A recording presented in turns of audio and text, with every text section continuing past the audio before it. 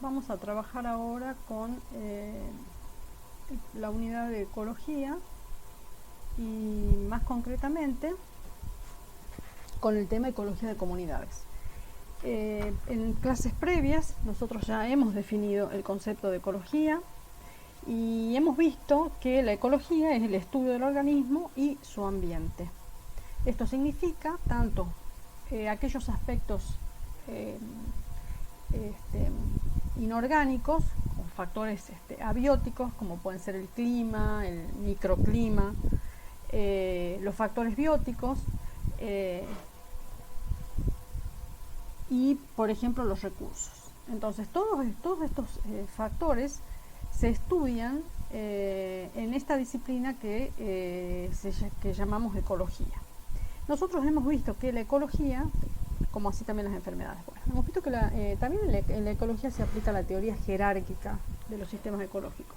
Esta teoría jerárquica nosotros ya la hemos abordado, aunque no sea plenamente, pero la hemos abordado en la primera clase, que es la clase de niveles de organización, y también en las clases de filogenia, esta organización jerárquica de la vida, tanto en cuestiones genealógicas como vemos ahora en cuestiones ecológicas.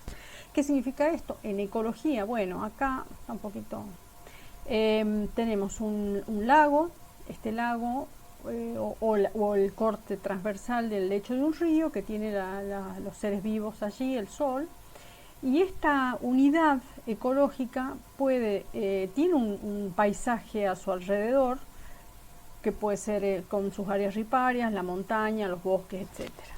Y además forma parte, este río y este paisaje forman parte de una cuenca que los contiene. Es decir, que nosotros tenemos acá diferentes niveles jerárquicos de aproximaciones ecológicas. También hemos visto que en la disciplina ecología se abordan dentro de los niveles de organización de la materia y de la vida, sobre todo tres niveles que son el de población, comunidad y ecosistema. La biosfera sería como el gran ecosistema. Nosotros ya hemos trabajado con población, hemos definido lo que es una población, recuerden, número de individuos, conjunto de individuos de la misma especie que habitan un lugar y un tiempo determinado. Y ahora lo que vamos a trabajar es el concepto de comunidad. Las comunidades, según el ecólogo chileno Jacques Sick, son un grupo de poblaciones de distintas especies que habitan sincrónicamente en un mismo lugar. Es decir, que la ecología de comunidades va a estudiar, obviamente, entonces, este grupo de poblaciones. ¿Cuáles son las características importantes? Sincrónico, habitan en el mismo tiempo, en el mismo lugar, y estamos hablando de poblaciones de diferentes especies. Toda la comunidad, así como habíamos visto que las poblaciones pueden ser descritas utilizando una serie de atributos o parámetros poblacionales, recuerden, crecimiento poblacional, densidad, etc., lo mismo pasa con las comunidades.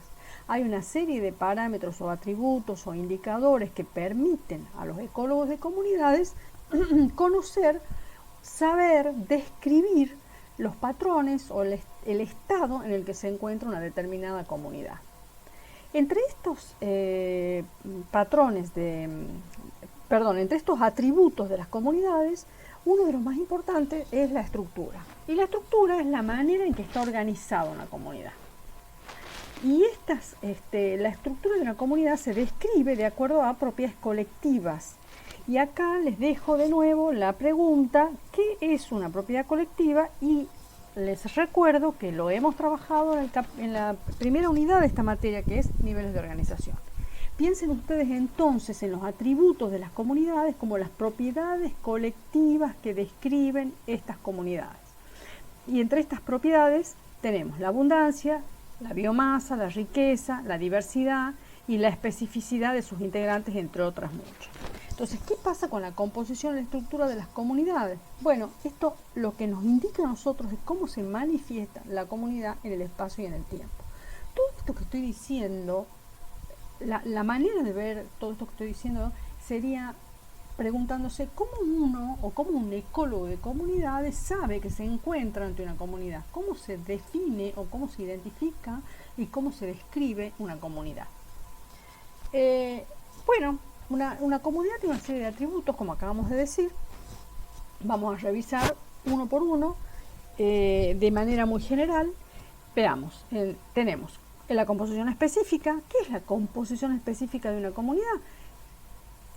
Hace referencia a las especies que conforman una comunidad. Es decir, si nos preguntamos qué especies o cuáles especies están integrando esa comunidad, la respuesta que nos va a dar esta especie A, B, C y D alude a la composición específica de esa comunidad.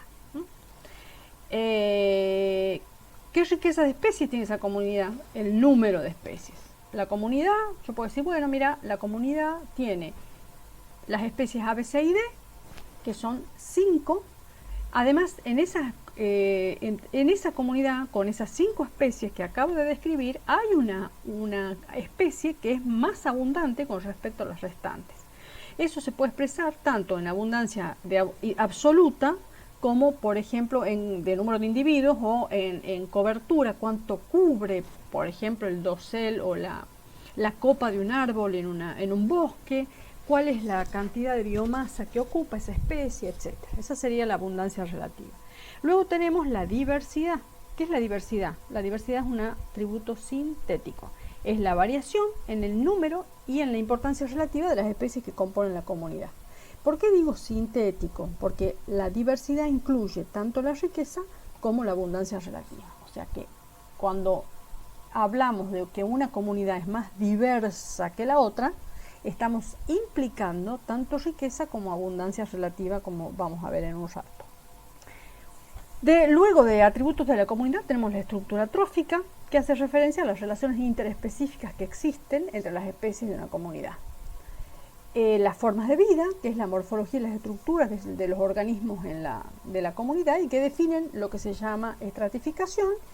Y finalmente vamos a ver dominancia, que es el grado de dominancia o importancia que una o más especies tienen en el funcionamiento del sistema o de esa comunidad. En esta diapositiva estamos comparando dos comunidades. La comunidad 1 arriba, la comunidad 2 abajo. Esta comunidad 1 tiene 4 especies. Podemos ver acá este arbolito verde, podemos ver 2 tipos de pino o 3. Estos 3 tipos de árboles, el turquesa, verde claro, estos pinos, y este arbolito que tiene una copa diferente. Entonces tenemos 1, 2, 3, 4 tipos distintos, las especies A, B, C, D. Y en la segunda comunidad tenemos las mismas 4 especies. ¿Cuál es la riqueza de especies de la comunidad 1? 4. ¿Cuál es la riqueza de especies de comunidad 2? 4. Ahora, ¿y cuál es la abundancia de la comunidad 1? La abundancia de la comunidad 1 es las especies que constituyen la comunidad 1 tienen cada una la misma abundancia, 25%, o sea que son equitativas, la misma equitatividad. Mientras que en la comunidad 2 nosotros tenemos una especie que tiene el 80% de los individuos de esa comunidad pertenecen a la especie A, y el resto se reparte más o menos entre las otras especies. Es decir, que acá tenemos una especie con mayor abundancia relativa. Desde el punto de vista de la ecología de comunidades, entre estas dos comunidades, la más diversa es la comunidad 1. ¿Y por qué? Porque tiene la misma riqueza de especies que la 2, pero distribuida de una manera más equitativa. Entonces, esto es lo que un ecólogo de comunidades diría que esta comunidad 1 es más diversa. Entonces, tenemos la diversidad como atributo sintético de la riqueza y la abundancia. Bien.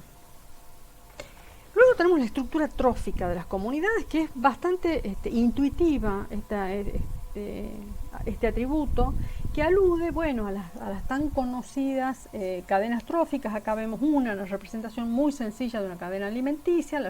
Sabemos, ya hemos visto, cómo la luz es asimilada por las plantas verdes mediante el proceso que hemos trabajado en la unidad 3, que es fotosíntesis. Y hemos visto en bastante profundidad cómo estas plantas verdes son consumidas por los herbívoros o consumidores primarios, los herbívoros por los carnívoros luego son desintegrados cuando mueren, y las bacterias y hongos son descomponedores, y luego tenemos bacterias transformadoras.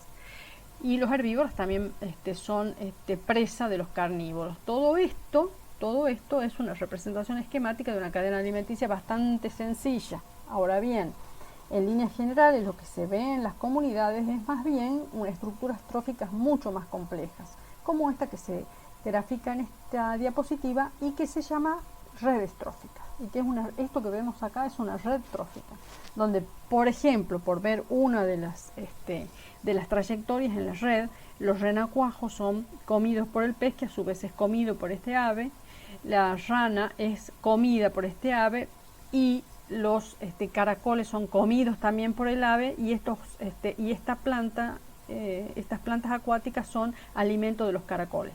Los caracoles lo come el ave, etcétera. O sea, todas estas relaciones interespecíficas están planteadas desde el punto de vista de la alimentación y son muy complejas, es decir, bastante más complejas que las cadenas tróficas.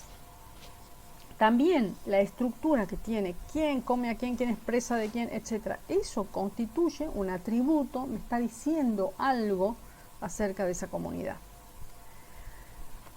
El otro atributo muy importante es formas de vida. ¿De qué estamos hablando cuando hablamos de forma de vida? De la morfología de una comunidad, sobre todo se ha desarrollado en relación a comunidades vegetales y tiene que ver también con lo que se conoce como estratificación. Esto que vemos acá es una estratificación horizontal, una ordenación horizontal a lo largo de un gradiente de humedad de una comunidad vegetal.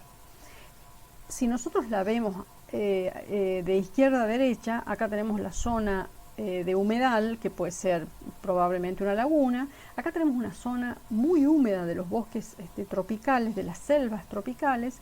Luego tenemos una estacionalidad seca, es decir, unas épocas, un área con épocas secas, y entonces ya la vegetación cambia para luego ir hacia una zona más y más secas, hasta zonas semidesérticas, donde claramente la fenología de las plantas va cambiando de acuerdo a la humedad. Entonces esto es una forma de vida y también nos está diciendo mucho acerca de esta comunidad, ¿no? Si es más húmeda, menos húmeda, si los árboles son altos, bueno, qué tipo de animales pueden vivir ahí. Hay muchas características biológicas que se pueden inferir a partir de la estructura o de la estratificación de una comunidad. De esto estábamos hablando. Entonces esta estratificación, como hemos dicho, puede ser espacial, o sea, vertical o horizontal, pero también puede ser temporal. Ustedes piensen que las comunidades en el tiempo pueden ir cambiando o cambian de acuerdo a las distintas estaciones del año. Entonces en un momento hay plantas que pueden estar floreciendo, en otro momento perdiendo las hojas, etcétera, y estos son estratificaciones u organizaciones temporales.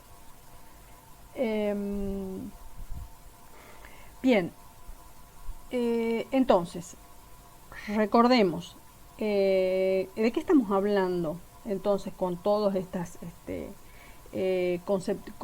conceptos. Lo que estamos tratando de hacer es de ver de qué manera se puede describir una comunidad, qué atributos y qué indicadores, qué parámetros toma un ecólogo de comunidades cuando trabaja con una comunidad.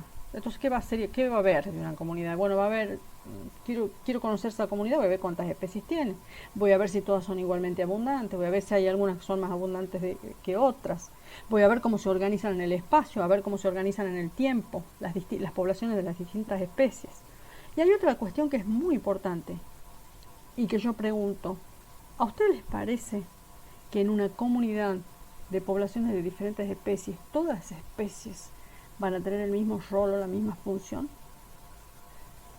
Estimo intuitivamente, uno sin saber nada de comunidades, intuitivamente va a contestar que no. Ustedes contestarán que no y van a tener razón, porque no todas las especies tienen la misma función ni cumplen los mismos roles en la comunidad.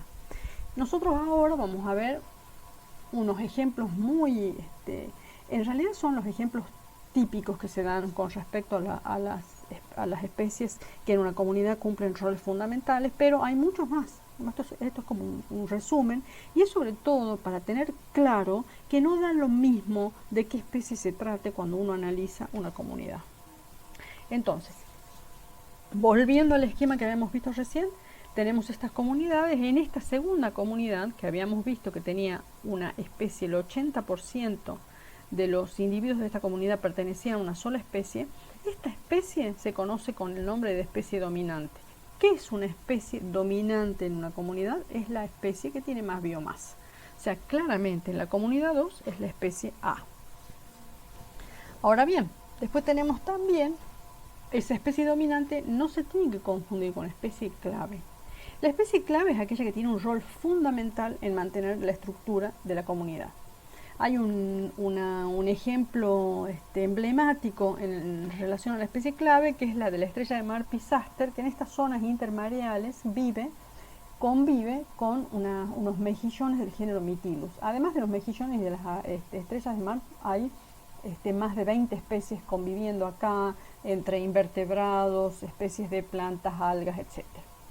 El rol de la especie clave se lo ha determinado experimentalmente, y el experimento emblemático y el clásico ejemplo es el que se ha hecho con Pisaster, que en una porción, en una zona intermareal pequeña, se sacaron las estrellas de mar. Y lo que se vio en relación al número de especies de esta zona intermareal es que cuando la estrella de mar estaba, las especies llegaban, había entre 15 a 20 especies, este es el número de especies presentes en la zona. Pero si experimentalmente todas las estrellas de mar eran extraídas de esta zona intermareal, el número de especies bajaba abruptamente y se mantenía siempre bajo. Lo que sucede es que en esta zona la especie dominante por su biomasa es el mejillón. Esto que ustedes ven acá son los mejillones. Y la estrella de mar se alimenta de los mejillones. Entonces, la estrella de mar mantiene la abundancia de los mejillones bajo control. Si la estrella de mar es eliminada, los mejillones la población de mejillones crece exponencialmente.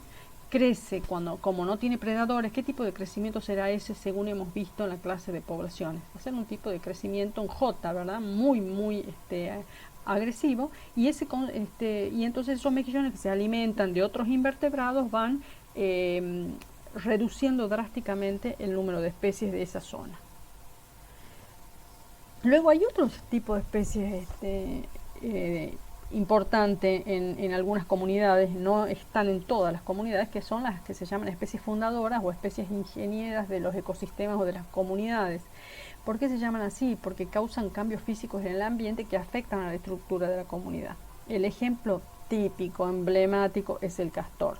Y yo les he traído que el castor, ya saben ustedes, construye diques con los árboles, y ahora bueno, se ha convertido en una plaga al sur de la Argentina. Fue introducido y se convirtió en una plaga. Pero yo les quiero contar de otra especie fundadora que es mucho menos conocida y menos popular. Esto es la zona del Infiernillo, acá cerca de Tafí del Valle, y en la zona del Infiernillo vive muchísimo Ctenomys talarum, que es el tuco-tuco. Y el tuco-tuco, fíjense acá, esta es la cabeza, no sé si se distingue, esta es la cabeza del tuco-tuco, y el tuco-tuco cava túneles con los dientes y con las uñas de los dedos. Entonces, esta especie es una especie que altera mucho el ambiente en el que vive.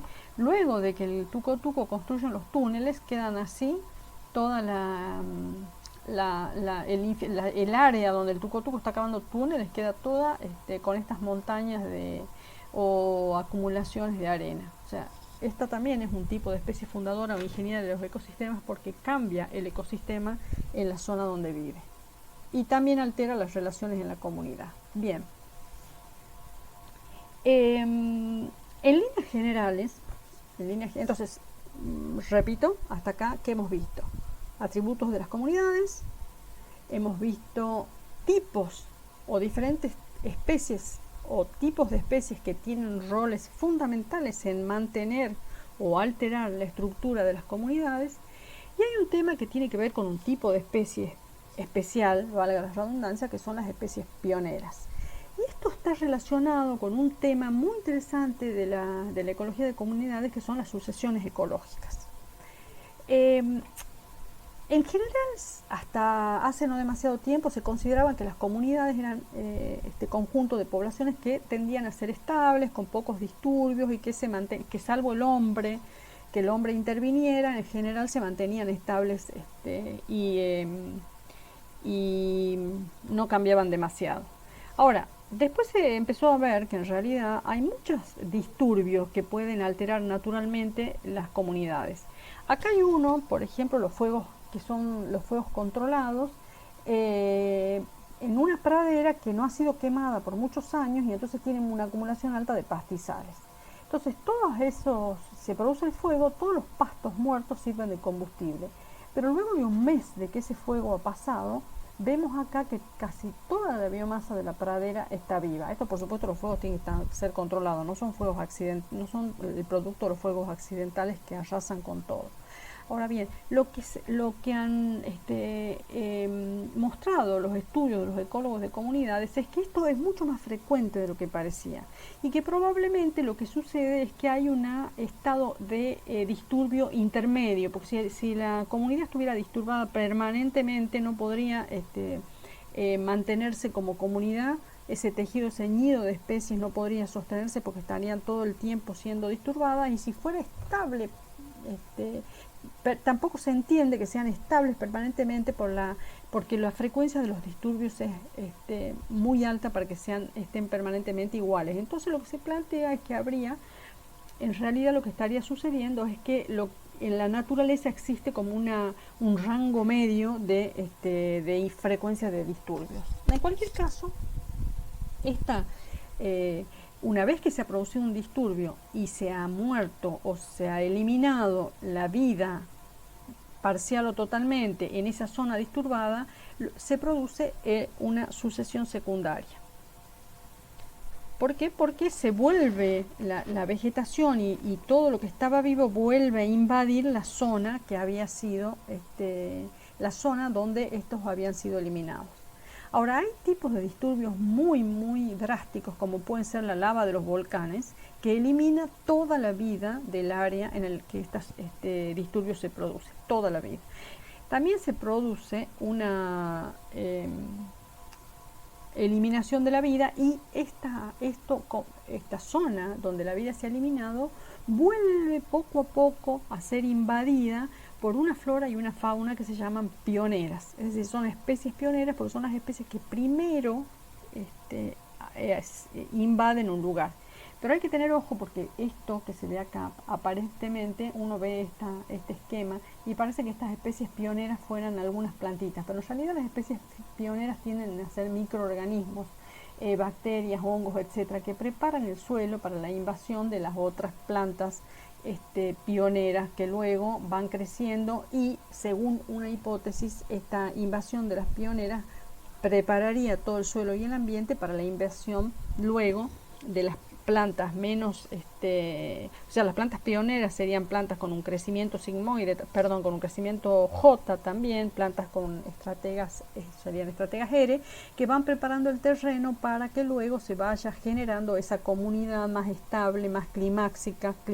Una comunidad climáxica es una comunidad estable, una comunidad madura.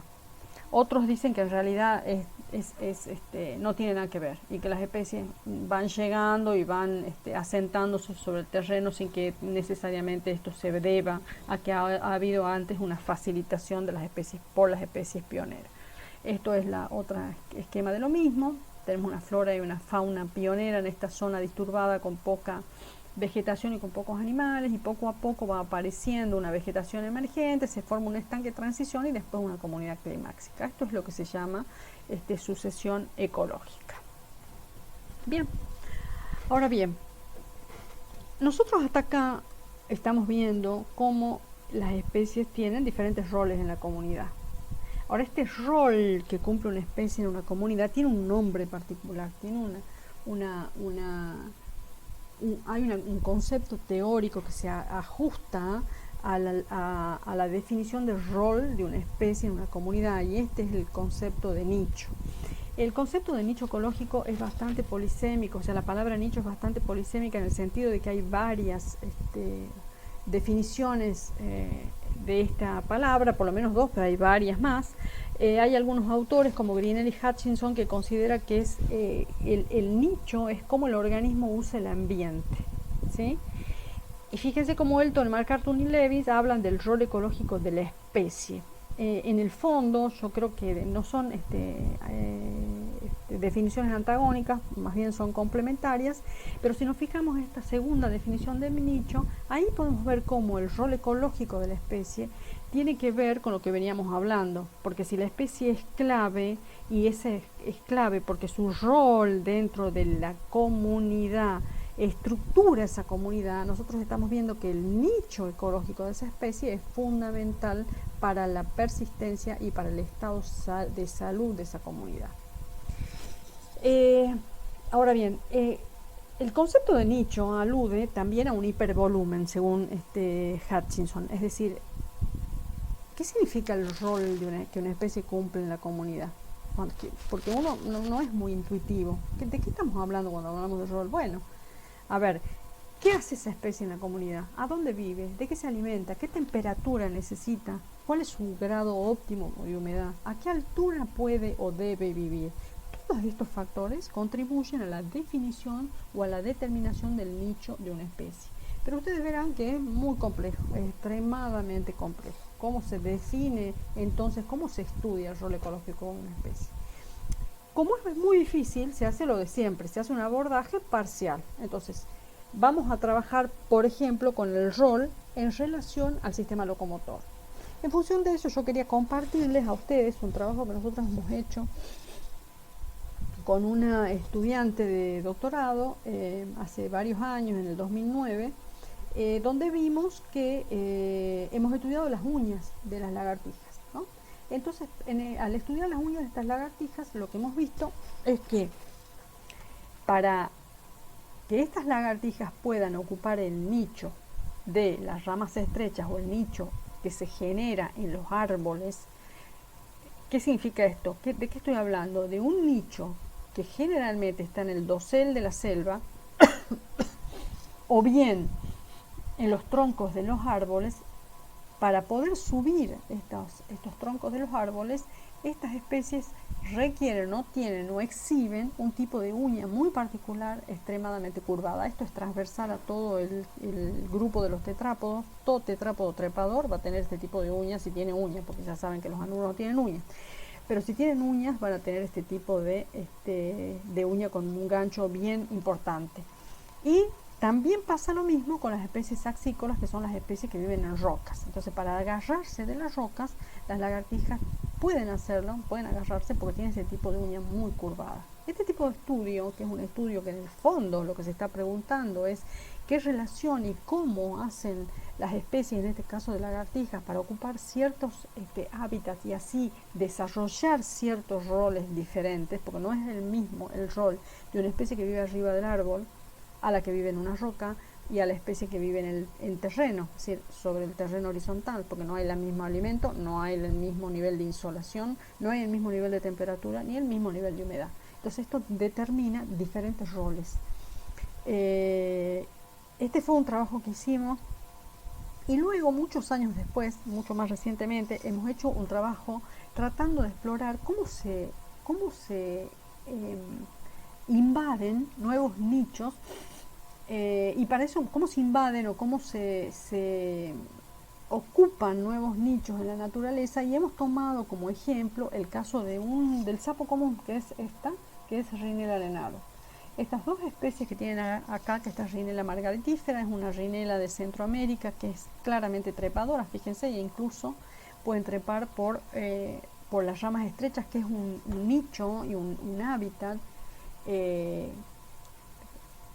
Trepar por las ramas estrechas, que es invadir un nicho muy particular y al que no todos los animales pueden acceder, salvo que tengan una capacidad prensil de la mano, que es lo que se ve acá en este sapito y en esta rana, que esta es Filomedusa, la rana mono. Fíjense que tanto patas como manos se puede agarrar de las ramas estrechas. Esto les permite entrar en todo un nicho o sea, ejercer un rol ecológico totalmente diferente de las ranas que viven en la tierra. La Rhinella arenado es el sapo común, es un sapo que nadie da ni 5. El sapo que está en los veranos, en las orillas de las casas, sobre todo acercándose, saltando, dando saltos cortitos o caminando a los insectos que están en la luz.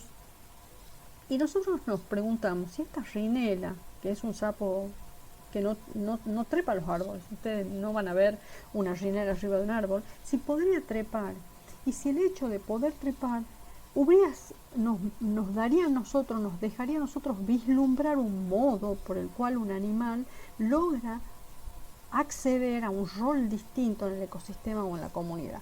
Lo que nosotros hemos descubierto con un diseño experimental en el cual hacíamos trepar a las ranas, a los sapos, a escaleritas como esta que está acá, de varillas, o como estas son horizontales, había verticales que eran con ayuda, y había otras a 90 grados con estos cilindros totalmente lisos, sin posibilidad de ayuda alguna.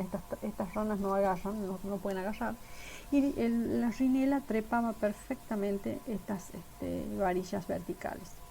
Entonces nosotros planteamos que esto, sí, en una situación por la cual no tiene a dónde más ir, una situación de encierro, en una situación que podría pensarse en algún contexto de la naturaleza, en la historia de estos animales, esta podría haber sido una manera de ascender al árbol, por ejemplo, porque viene una inundación, porque viene un predador, etcétera, para ponerse a salvo.